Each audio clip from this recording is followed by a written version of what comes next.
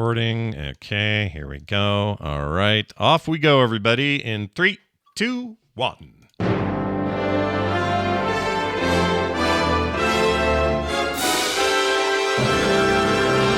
Hello and welcome to a roundtable Q&A mailbag edition of Film Sack. I'm Scott Johnson. Look at all the Can't decide what to call it. No, just give it 5 names and one of them will stick. We haven't done a roundtable in a while. It's because usually we do those when a bunch of us have to be out of town, so we want to make sure there's something on the feed. Yeah. I don't think we've ever done a mailbag episode. I think this is our first time ever just answering questions. I think that's true, right? I mean, we've had answered questions in conjunction with stuff, but never on their own. And if it's, if it goes well, maybe we'll do more of these. Who knows? You never know. I'm going to jump straight to them because there's a ton here. But before I do, I'm Scott. That's Brian. That's Brian. And that's Randy. Oh, hello. Oh, hi. Oh, hello. Didn't see you there. Hello. Let's start with some patrons. We got both Patreon and non-Patreon stuff from all over the internet. We didn't go to 4chan or anything like that, but most places that we like to go. Maybe you didn't. Our first one we'll do from Alex Zuko. He's actually got 3 questions. We'll start with this one. Thanks for asking this question, guys. I'll throw a few in. Number 1, what is your favorite episode that you have ever recorded together? Anyone have? We'll do. These Yeah, one by I one. do. My favorite is Minority Report because it keeps coming back. It just keeps coming Same back, here. baby. I think it is. Yeah, it is. I think it is a favorite when one of us disagrees with the others, or even two, like it's 2 Strong versus 2 on opinions. something. Yeah, and we both see the same movie, but we have such different reactions to it. I do like those episodes. And that one comes up all the time with you at home and us in here, and it's just like I can't even think of another episode I enjoyed as much as doing For that the one. first 3 years of Flash Film Sack, I used to listen to the episode after we recorded it, and I had to stop. It was just it takes up too much time. But I listened to every episode after we recorded it for about 3 years, and I always gave us a grade, just like my personal little like how fun was that. And the only one, for some reason, I don't know why, but the only one I gave 100 to was Cherry 2000. Oh my gosh. I don't know why. I remember that being a good time. Yeah, it was Film Sack 115. I've got to go back and listen to it. It's been 12 years since that episode. Yeah. But Cherry 2000, for some reason, was my favorite of the first 3 years. So there you go. Yeah. My least yeah, go ahead. Yeah, go ahead. I was just gonna say, it feels like my favorite episode is always the one we just did. Yeah. You know, like it was always the most recent one because it's fresh in my mind. We had a really good time doing it. Yeah. I never feel like, well, that one was kind of a crap episode. But I agree. We always make good on it. Like my least favorite movie we've done in years is memorable to me, which is Hollywood Homicide. But my memory of the episode's fine. We had a great time, like we always do. It was shorter. I mean, look at this. Look at these stats here, okay? So Electra, which came after that, was 108 minutes. The Burbs, which came just before it, was 119. And then our Hollywood Homicide episode was only 83 minutes. That says a lot about what we talked about when they're shorter like that. But yeah, I don't really have a episode that jumps out other than Minority Report. It's just a memorable, good time. And nobody was mad. We just were... We were just, we were into it. That's all. How about this one? What is the first movie that comes to mind that you have not done yet and that you each want to do? Oh, anybody have one that jumps out? There's Remo a bunch. Williams, The Adventure Begins. Yeah, that's one that always comes to mind for some reason because it was so passionately described to us a decade ago. I always think of Hard Ticket to Hawaii because I can't find it streaming. I'm not sure this movie exists, but we got an email or something where someone was like, "You must sack this movie," and the name Hard Ticket to Hawaii is so awesome. Like I don't know. I don't think we'll ever do it. I wanted to. I don't know. Dudley Friend is another one too. Sorry, Dudley Friend with Buffy the Vampire Slayer, Christy Swanson, because it's never been streaming, and it's. I just remember seeing it in the theater twice, I think, and it's so horrible. I want to do a modernish one. I want to do Mandy for some reason, the Nicolas Cage horror movie. Yeah. I'm down with that. That's good. Yeah. I saw it, but I want to do it again with the context of the 4 of us, seeing it and talking about it. That thing's weird as shit. And Vince Neil's in it for some reason. I can't remember why Vince Neil's in it, but anyway. We've had some really weird ones on our upcoming list, and then we just kind of quietly move them off for one reason or another. The one that always strikes me as, how did we even have that in our upcoming list to start, is Black Hawk Down, because there's no point in sacking that movie. Yeah, you know, like why would you do that? I love that movie.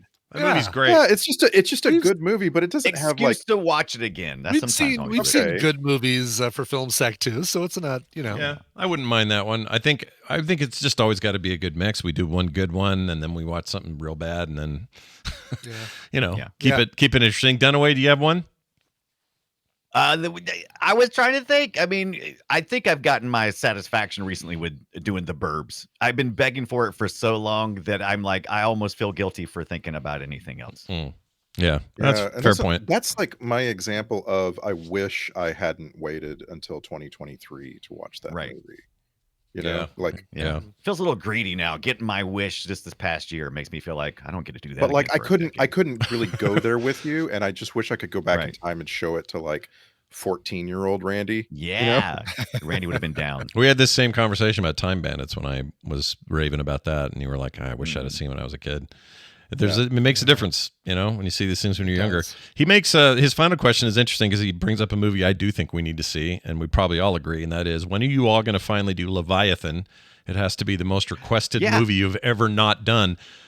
Seems like it comes out. I don't think it's the most requested by a long It's shot. One of them, though. I get it a lot. We got to finish our underwater movie selection from the time period of late 90s, early 90s, excuse me. Yeah. Late 80s, early 90s. Yeah. Leviathan's awesome. What'd you say about Randy? You went, what was that? It's on HBO Max now. Is that it? Hello? I feel like there are movies that we avoid even talking about because one of us has like this massive viewing of them. Like Scott's, it was hard for us to sack Waterworld when we sacked it. Because Scott came along and said, I've seen this thing 100 times. Yeah. You know what I'm saying? Yeah, I get it. I mean, some of us have favorites, like The Burbs is a good example of that for Brian. And Waterworld, I still try to see once a year. Although I don't think I did in 2023. But is Leviathan that for you, Randy? No, when I said, it's because Mad Max Fury Road crossed my mind. And I was like, there's a category of films. There's a category of films that we just don't have. We don't have a traction with, you know? Well, I have a traction with that. I would watch that. Right, because of that. Like I mean a space traction. We aren't like thinking about watching that because we watch it all the time. Yeah, you know good point. Good point. Yeah, right. I get that. I want to do Spice World though. We keep talking about that. We got to get that in there. Yeah. That's speaking of one Ibit would love to finally get in here. All right, Dunaway, you got to veto one. Spice World or Crossroads? Which one do you veto? Yeah, which one are you getting rid of? Jesus. Spice World has Crossroads. Spice World has Elvis Costello, Meatloaf. Right. Like it is a. It's like we're going down a very dangerous path right now. Very dangerous path right now for Film Sack. Yeah, you think so? the dark timeline is what it is. Yeah. If you had to cut one though, Dunaway, which one do you cut? Crossroads, definitely. I would definitely Okay. Yeah. Now this could be funny. Why end up loving Crossroads, but yeah, just anticipation. I don't foresee that happening. Anticipation is just. I've had Spice World on my watch list for sacking for a long time, and there's something about it. Someone owns some rights that it will never stream. So you could say Spice World and get away with get away with a pocket veto. It's very weird that it will not freaking stream. It's what it's like. It's like Sling Blade. That thing never streams anywhere. You just can't get it, and I don't know why. Somebody somewhere's got weird rights, and it's funky. And it probably is somebody's music rights or something, because the who owns the catalog of the music, and maybe there's fights over when it can air. So probably more like the WKRP in Cincinnati situation, where it'll take forever for it to get cleared, and then finally it'll come out. Nobody will care. Yeah. they'll have replaced like a third of the music with something else, and I think it's Big Potato. When he's talking about those French fried taters, I think that's. You think that's what it is? That's why Sling Blade. It's the Kaiser knife people. The Kaiser knife people, or maybe the Kaiser bun. Maybe those are also could be Kaiser roll. Yeah, such a cool joke. That was cool. I just watched that on Plex because I could, and it's great. I ain't got no gas. Ain't not got gas in it. I ain't got no gas in it. All right. Where are we now? Let's do this question. This is from. Let me get a name real quick. This is from Dr. Jerry Tolbert. Wrote in via our Patreon. He says, "What trope would you be fine to never see again?" Martha. Yeah. The Wilhelm Scream. Does that count? Is that? I think it counts. Absolutely counts. That's a good one. You know what? I'm signing up. I was going to say the Martha's a good one, but the Wilhelm is more ubiquitous. I say that. Yeah. I never want to hear it again. I hate it. Yeah. I'm good. I didn't want to hear it movies I already heard it in. I want them to edit it out. I want them to go back and James Cameron that shit out of there. Yeah, take it out of Star Wars. Take it out of de-Wilhelmization of film. D-Helm we'll call it for short. How do you feel about dumb parents? I'm kind of done with that too. Yeah. I mean, it's a thing of its time. So if we saw Ferris Bueller again or something, or did we even see it the first time? I don't even remember now if we did that. Did we sack that? Hold on. I'm gonna look it up because that's gonna annoy me. I don't think we watched Ferris Bueller for a film sack. Yeah, you're correct. We did not. Bueller. The only not often right on what I think we've watched and what we haven't watched. You know, it's ironic if I search for FERR just to get the search going in quicksack.li, Hot Fuzz is the first one that comes up. Yeah, that's funny. It's remembering already. Anyway, I think I agree with the Wilhelm. Yeah. Good one. Let's get rid of it. Do we all vote? Randy, have you voted? Do you want that? I'm there. Okay. All right. I keep thinking of like massive tropes that are important to filmmakers, and I don't necessarily want to get rid of them. Like someone finding out that they're the one and they never knew before that, it always bugs me. Yeah. You know, but like the things that like I could do away with forever are the annoyances like Wilhelm. Yeah. And it's, and you always look for the directors who figure out a way to do those same tropes, but in a really creative way. Mm-hmm. And so getting rid of it means we won't get that, they finally did this thing the right way, or they finally made me not expect it. Right. And right. At some point they'll do that. Yeah. Hope so. Here's one I love this question. This is from Kelly. She says, "What film is the white whale that you can never seem to get? We're always chasing, never can catch." It used to be Armageddon way back in the day. That was an early one. Yeah. And then we finally got it. So what is that like?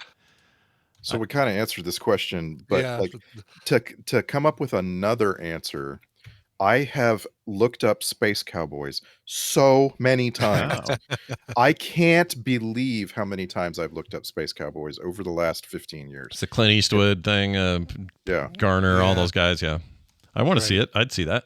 But I didn't realize that was the hardest. List in space, basically. It kills me that it was streaming at one point, and I just put it down the list somewhere, and then it stopped streaming. Yeah, I think I saw it once on Netflix way back, and I don't think I've seen it anywhere since. So that one's been pretty elusive. I'm sure there are others, but hard to come up with them in the top of my head here. Dunaway, it's hard for me to come up with something that's not Deadly Friend because it's just never been streaming. I always want to ask Dunaway because like we'll go try to sack something that no one's ever heard of, and he's like, "I've seen this 100 times." Do you have one?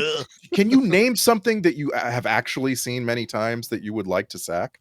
Oh my gosh, there's just so many. See, I really like the horror movies of the 80s, and we don't always get to those. We got hit a lot of them during during our Halloween specials and stuff, but some of them are just almost unwatchable. Like I would like to see something like Chud or something, from that era. That's like on my. I'm always watching out for that kind of stuff. I like the Puppet Master series. What were those? Like there were things that were Gremlins likes, like Ghoulies. Ghoulies is great. See, we could do that too. There's the kind of things I just turn on occasionally myself and just run it. And I would love for you guys to get involved with it because I always love to hear you guys' feedback on that. Well, that's interesting you say that because our next question is interesting. It says here, would you rather watch the movies separately like you do now or together in the same room if that was possible? That came from... Oh, wow. Let's see. Sorry, that came from Brett. I think there's a certain magic to how we do it. because we get a lot of separateness out of it. But also when we do our watch-alongs or, opportunities like that, those are also fun, but in a different way. Yeah. I'd like to watch movies with you guys, but I wouldn't want to sack them because there's an intentional removal of all distractions whenever I'm watching film sack movies. Yeah, and I also stop it and pause it and record it every 5 seconds. Audio clips and stuff like that. Yeah, you guys don't want to sit there for that. That would suck. If we watch the movie together in the same room or even in a virtual room, we'd record that for the show as opposed to we watch the movie in silence, the four of us together, and then go back. Like as we've written our notes, we did not say anything during the film. Right. And now we're Stop stealing my jokes. Stop stealing my jokes. And go to our notes. Exactly. Yeah.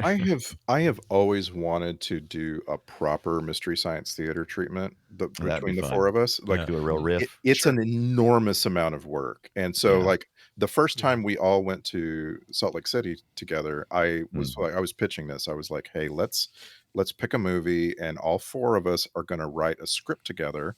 And you can collaborate on that, right? You can have a single shared doc that everyone writes their jokes into, and you have to put timestamps and so on. And as soon as you start going, wait a minute, what? It's going to like Mystery Science Theater is a freaking miracle. I can't believe how many hours they put into the scripting ahead of the show. Oh yeah, no, that stuff is improv. Is a lot of scripting too. Yeah, and they think think all that stuff is pure improv, and it's not. There's a lot of scripting, and it's okay because it feels right. It's good. Right. It was improvised maybe at the time that they wrote it and scripted it, but the delivery is timed and practiced. I still think we would. I would love to watch movies with you guys. I think we would be very good at it. That all being said, I think we would actually pull it off pretty well. Yeah. Let's do this one. This is from Kevin Chu, a good friend of the program, goes by iCore in the community. I'll just tell you all his information so you can find him. He lives at 123 Main Street. That's right. It says, now that Randy and Ibbott have their quote-unquote things at the beginning, Randy's 3 rules, Brian's parody songs, etc., do you feel pressure to do them forever now? What would make you not do those things? Meaning change it up or whatever. Running gags. We're talking about running gags. Yeah, running gags. Right. We basically have 3 running gags. One is masterful intro creation by Dunaway. Nobody does this better. It's embarrassing how good it is. Okay, so nobody else even tries anymore to even keep up with that. Now you got Randy's poems, and now you got, or not poems, three basic rules. The poem thing comes later, and then you got Brian's songs. Obviously, let's start with Brian. What would have to change, or what would make you not want to do that anymore? Because you obviously are enjoying it, right? You like it. Are you asking me or Dunaway? Yeah, you. Ibbott, the song man. I'm enjoying the hell out of it, and they're becoming easier. Like the process of doing them is becoming much easier. It was a longer process a year and a half ago when I started doing them with Daredevil, or maybe I did a couple before then, but not on the regular. Like it's become a weekly thing since January of last year. Sure, and it's becoming a very quicker process than it used to be. So to make me stop doing it, I would just have to feel like I'm not like I'm losing the spark of doing it, basically. Right. Like well, now all right, it's another Star Trek movie, so I guess I'm gonna do I don't know, I can't come up with something on the fly, but if it feels like you want to improv routine, and I feel like I'm hoping that whenever I do stop doing it, people be like, oh good, because I feel like Brian, you've run the course of that joke and we're ready to see something new, as opposed to, oh man, he was, we love those things and now his intros suck because they're not musical anymore. Right. And that's the intro songs to me have made me just want to quit doing them and just go, just let Ibbott do his little song intro thing, and then we'll just roll into the show. I do the songs because I was trying to keep up with you, Dunaway. Yeah. Because your intros are so good that I feel like you were making all of us look bad, so everybody. Bob Newhart answering only one side of the phone conversations and stuff like that. And also, if you zoom out and look at us as having been doing this together for 20 years, right? Going back to like Extra Life Radio, there have always been running gags, and they always have a lifespan. I'm sorry to say, they always have a lifespan. There's always a time when you're like, okay, it's time to try something new. Yeah. And like I'm not saying that they have a lifespan because we get badgered about it. We like the instant you start doing a running gag, you start getting people reviewing you in iTunes going, "Stop that! I hate that." Yeah, but like right, yeah. For a long time, you were doing the "Did I ever tell you about the time?" And that one either run its course, or you found something you like doing more, or Yeah, and that could and happen again. And if it happens again, great. We'll do whatever we want. I had a joke format that we just decided to stop doing altogether, and we decided as a group, like we had a chat to stop doing this joke format. We had an intervention. Yeah, we did. Remember that? Kind of had an intervention. Remember? Yeah. And it was like it was a moment where I realized just how long we've been doing this, and I was like, of course, that joke format probably would have stopped on its own pretty soon, because I'm like, you get tired. Yeah, stuff gets long in the tooth, so whatever. Like a show itself. I mean, the show is nowhere near ending, but this is just the way of life. Things age out, and our running gags may do that as well. But right now, they're at an all-time high.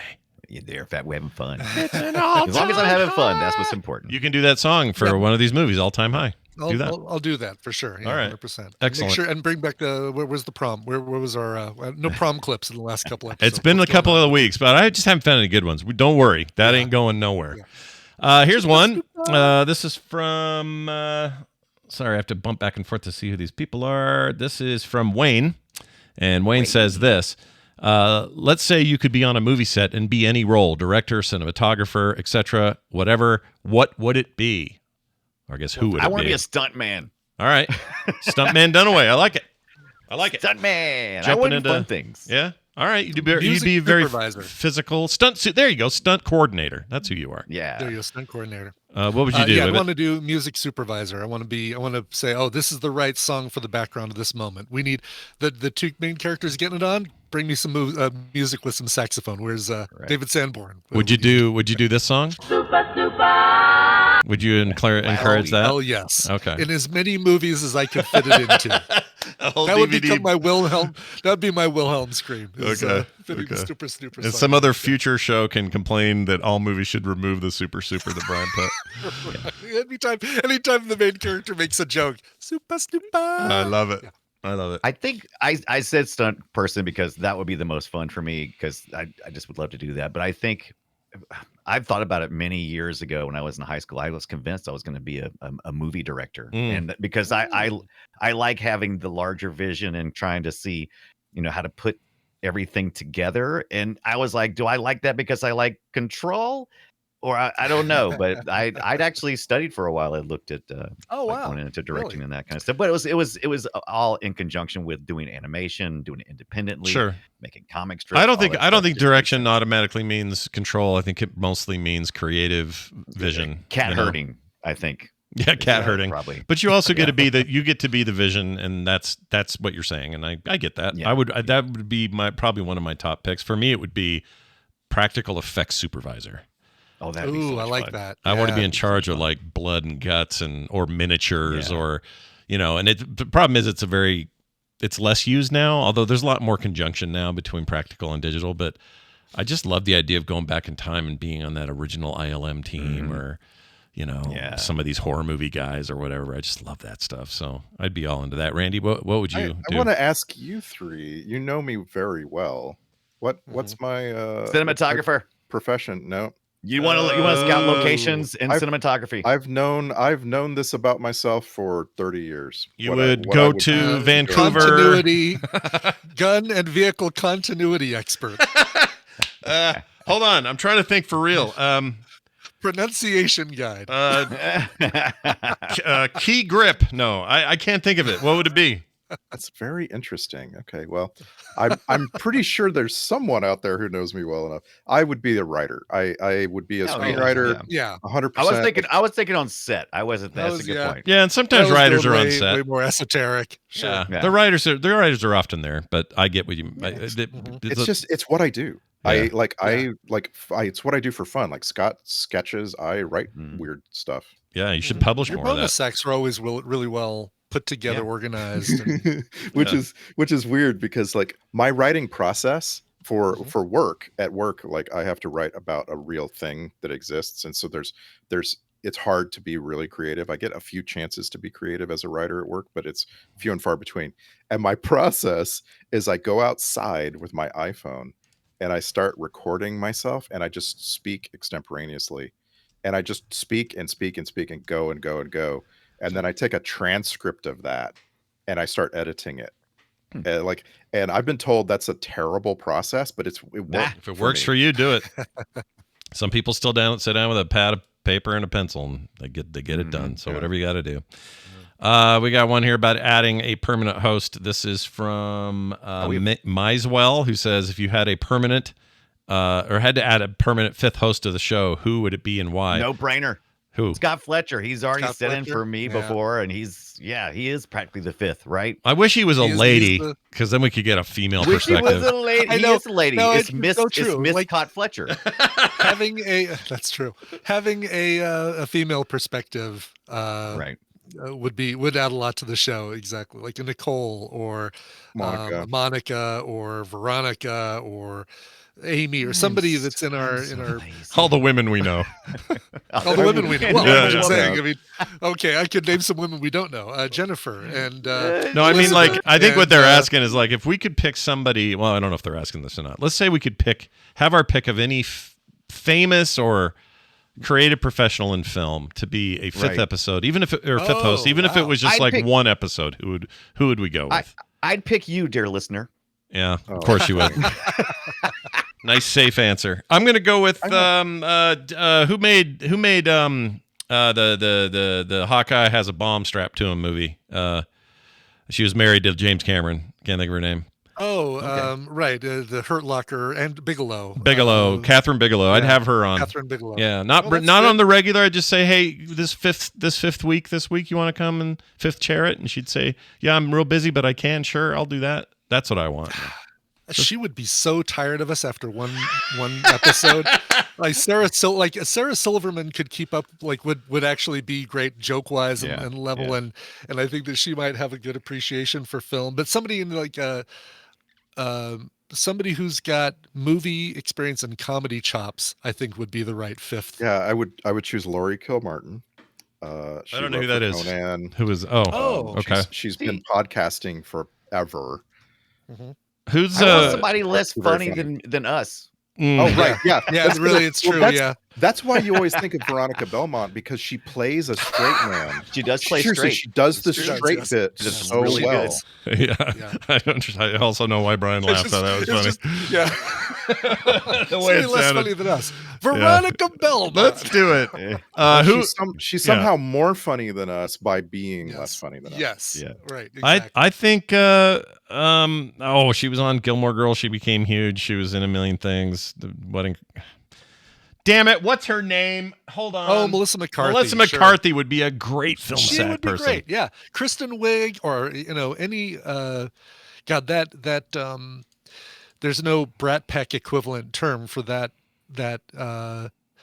collection crew of hilarious women that all worked together and did things. Kate McKinnon and Maya Rudolph. I call it the Ghostbuster 2016 is what I call it. Kind of, yeah. But there's some people that are kind of in that solar system that weren't in Ghostbusters, but are still planets that are floating around the same star. But I think we can all agree we would like a different perspective than us, because we're kind of all We have we're all different dudes. Perspectives, but it's not huge amounts of difference necessarily. Yeah. We still maybe somebody not male, maybe somebody not white, maybe somebody not cis. Yeah, like if we need Scott's black dwarf gay friend. Yeah, that one the guy I've always wanted. I never can find this guy, but I want him in my life. I'm going to find him. Scott himself comes with some fun stand-ins. Like if Scott couldn't make an episode and we had to record, I would just ask Carter. Yeah, she'd do good. She'd do good. She's got a great perspective on this stuff. She'd be all right. There'd be a bias there because she's my kid and everything, and I guess I wouldn't be there, so it wouldn't be as It'd much be bias. different and the same. I'd love it. Yeah, it'd be all right. Right. Here's one from, let's see. If you could have a celebrity from any previously sacked film on the show to interview or just talk to for 2 hours, who would it be? And yes, Arnold is an option, and so are dead people. This came from... gotten so down to earth. I'm kind of down with Ethereal Visions, Arnold by the way. is great. Arnold is great. Who's the reanimator dude that we've seen in like 4 or 5? Jeffrey Combs. Deep Space Nine. Jeffrey Combs. Jeffrey Combs. Yeah, he'd be interesting. Jeffrey Combs. You know, I don't know why his name came to me so quickly when I can't remember everyone else's name today, but it did. It just popped right Christopher Walken would be great. Yeah. Because we've seen him in a lot of things. It'd be fun to talk to him about some of those. Yep. He'd go Foo Fighters, he'd say.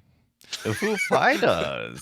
I really like. I've been watching a lot of stuff with trailers from hell, and a lot of more down to earth directors that I can just, they're making smaller movies. But I see Gareth Edwards on there a lot. We talked about Godzilla not that long ago. I like somebody we could actually talk with, right? Someone who wouldn't be so far up their own ass that we they'd be happy to have talk good to conversations. Right. Yeah. So not a Quentin Tarantino. Quentin Tarantino would be good, but not like Tom Hardy. I think he'd be. I'm way above this, guys. Yeah, he'd be a grumpy piece of Craig, shit. No. Yeah. And I love those guys, but they're not for this. They're not for this. They would not be for this. Yeah. Judd, you know what? Paul Rudd is who I'm trying to say. Paul Rudd. Oh, Paul Rudd would be great. Affable, age range wise, all that stuff. What have we seen? What have we watched for Film Psych that had Paul Rudd? Did we watch? Good question. I guess that was part of the question, right? Yeah. Always Wet in the Summer Vacation. What was that called? Wet Hot American Summer. Yeah, that one. Oh, that's always wet in the summer vacation. And he would have loved our take on that. Two words right. Yeah. Oh yeah. Yeah, boy. That one's up there. That one's up there with my. Line it up. Yeah. Line it up to watch us in that. Every now and then you see a celebrity interview, a movie celebrity interview, and you're like, oh my gosh, this person seems really interesting to talk to. And for some reason, when you asked this question, I was like, oh, Ethan Hawke. I'd like to have Ethan Hawke to talk to. Yeah. How about this one? Alan Tudyk would be another good one too, because he's affable, he's friendly, he's funny. Yeah. We'd love him. That'd be all right. All right. One more from Ethereal Visions here. I like this one a lot. He says, who would you have play yourselves in the Film Sack movie, a movie about the four of you? I'd probably go with, because it was always stereotyped me growing up that I look like Judge Reinhold. I don't really anymore. We've diverged. That would be great. But I think I'd still go with that. Let's get Reinhold in here for me. What would you guys choose? Saying who looks like us, Larry Miller, but 10 years ago, Larry Miller. Oh, yeah, Larry Miller, the comedian. I love him. Larry Miller, the comedian, yeah. Not the car dealership owner and jazz owner. Not the car dealership dude, yeah. Not that guy. How about you guys? I would like Steve Carell to play my part. Oh, you know what? Yeah. I can kind of see it. Yeah. That's weird. I can kind of see it. I didn't expect to see it, but I see it. Yeah. That's not bad. Randy? Woody Harrelson. Oh, my Lord. Nice. All right. That is a pick I wouldn't have picked. I'm picturing Matt Berry would be my pick for who plays Randy. I've never been because I've never been as skinny as Woody Harrelson, but I could pull it off. I could lose some weight and look and sound a lot more. You could go like Woody, and he'd have to just do some facial attachment stuff, hair stuff, but he could pull it off. Maybe Luke Wilson. He's like I'm trying to name people I'm trying to name people who are from Texas for starters. Dunaway said okay. All right. I was wondering where. Yeah. Dunaway said, "Wow." Texas, I just wanted to appreciate Dunaway saying "wow," even though it's his brother, not Luke, but still. Well, that's what he would say. His brother would say, "Wow." Exactly. Right. I just wanted to put it out that I think that was great. I didn't want to miss it. Podcast. Wow. A podcast. Wow. My nose is broken. Wow. Well, that is it for today, everybody. I'm going to keep all the rest of these questions. We got a bunch left. 30 minutes goes fast. We're going to hold on to these and use them for our next Q&A, which means we've already got a bunch, and we'll also ask for more. Kind of keep these as a running pile. So if yours didn't get asked, don't worry. They'll come up again. And if some of these fit in just like a regular episode, I may just use them for questions in there. We'll see where things fit. But thank you for these. This is great, and we really enjoyed doing it. It's nice to look inward sometimes and not just at the movies we watch. But we hope you're all having a great time. We'll be back next week with I guess we're doing Crossroads. Okay, we're doing Crossroads. Dunaway, are you okay? Are you all right? Are you going to be okay? Yeah? Okay. All right. Sideshow Bob over there. Let me watch the trailer again. Maybe see if it's still as shitty as I think. Let me see. I extend my offer to watch it today and let you know if we can veto it for 2 weeks from now. We might have a replacement host on the very next episode of Fest.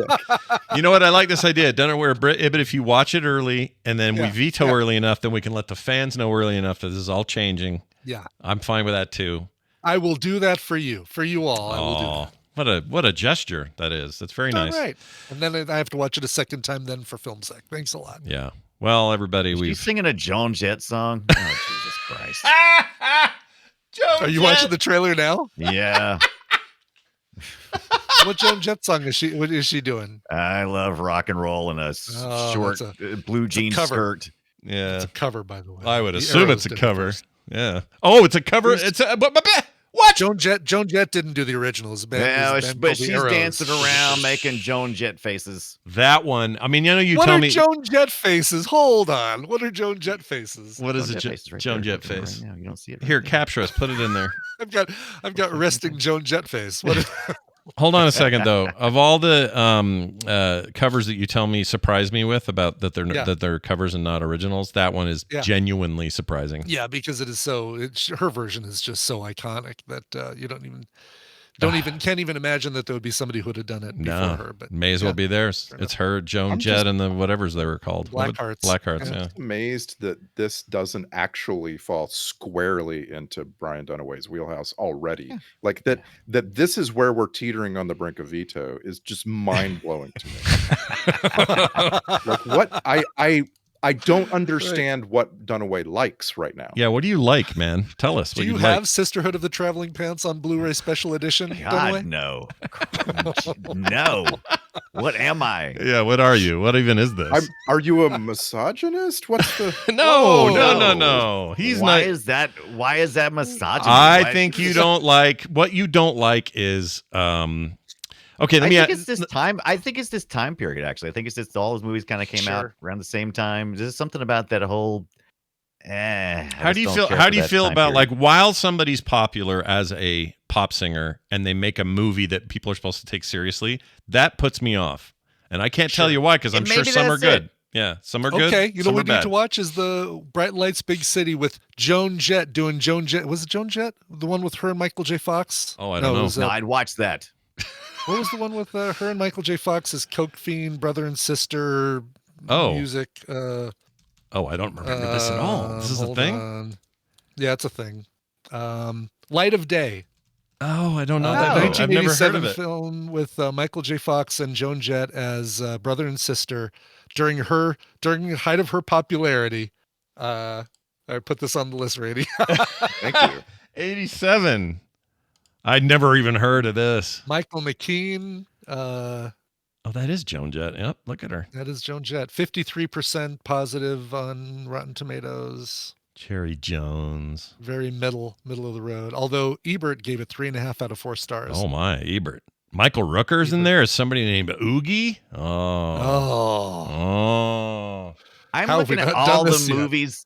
I'm looking at all the movies that say they're like this movie, and all of these movies are the movies that I don't know. I feel like they just had this one note or something I just didn't care for. It's just like, yeah. And they all went on to have like 12 sequels, except for this one, of course, the one we're going to be watching. But maybe it's specifically a music thing that you don't like the music part of it. Or not that you don't like music, you do. Particular music. Yeah. Maybe it's just like a bunch of people faking pop stuff. Maybe. Right. Especially, it's actually more for me worse the other way when it's someone you know as an actor who does their musical breakthrough, like Stallone and Rhinestone, or Michael J. Fox in this. I can't imagine that he's going to be a very. Don't you say Bradley Cooper? No, Bradley Cooper's fine. He's fine. I think that Star is Born is fantastic. Yeah. And also, you know what? Lady Gaga is a good example of it working because she can do it. Yes. She can pull it off. Yeah. Whereas I feel like we haven't sacked enough. What's her name? Jessica Simpson movies. There's some great Jessica Simpson movies. Oh man. Maybe you're right. Maybe it is. She did one about Chicken of the Sea. We did one. How did they get this chicken out of the sea? Whatever their thing was. Whatever that meme was. But she was the only one I think we've seen is when she was Daisy Duke in the right. In the thing. Yeah, but she was also in Blonde Ambition was her big movie. And then she was an Employee of the Month and Master of Disguise and The Love Guru. They're all terrible movies. Yeah. Love Guru. I didn't even know Dan Aykroyd was in this movie. Dan Aykroyd's in it? Shut up. In Crossroads? Crossroads. He's in Crossroads. Okay, now you've changed your mind. And not a single trailer have I seen him show up until this third trailer I watched. Okay. Well, now you're in All then, right. is what you're saying. You're in. Well, yeah. It goes up a lot for me for Dan Aykroyd. Oh, really? Cool. All right. Yeah. I like Aykroyd a lot. After this, we'll watch My Girl. All right. Sweet. I love My Girl. That's a great movie. Driving Miss Daisy. Do we already do Grosse Point Blank? We did, didn't we? Yeah. No, we haven't. No, we did. Oh, it's one of my favorite movies ever. We should do it. Well, anyway, looking for more Dan Aykroyd? Don't worry. It'll be right here at FilmSack. FilmSack.com is the place to go. That'll do it for us. For me, for Brian, and for Randy. Come on. See you next time.